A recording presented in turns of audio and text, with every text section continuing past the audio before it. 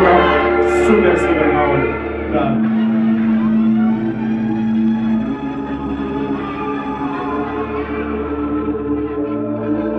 Йоу, где вы есть, дайте шума!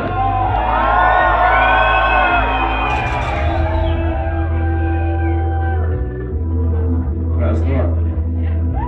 Так много вопросов, но почему-то нету ответов. Зачем снимать так много фильмов о конце света? Куча бреда. Отрастить дреды и бояться 2012-го. Панцирь планеты не перестанет вращаться. Космические станции будут бороздить просторы вселенной в поисках другой цивилизации. Они существуют где-нибудь, несомненно. Были даже случаи, нам предоставлялись доказательства. Пиздец подкрался, это начало конца. Пятна на солнце, страх лицах, пришла пора прощаться. Я обещаю, все будет заимца, как только наши власти начнут заниматься этим государством. Сколько идей, ровно столько и мнений. В голове так много идей, а на деле так мало времени.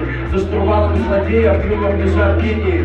Тут лучше везде, ты уж лучше плыви по течению. Оставайся в тени, заработай побольше денег и вали отсюда побыстрее. В космос или в подземелье, точнее в бомбоубежище. О чем я вообще? Езжай в Ижевск и возьми ящик калашей. Кстати, зачем производить оружие? Мы же все вроде дружим, оно абсолютно не нужно. Зато в пробке КАДе из авто может выйти дядя, всадить в кого-нибудь пару пуль, и он даже не сядет, это в порядке.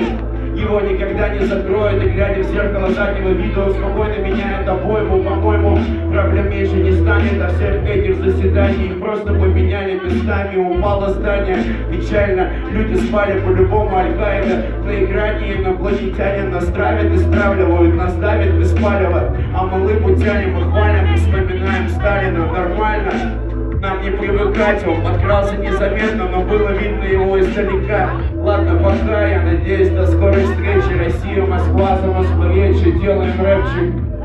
Хлоп, хлоп, хлоп.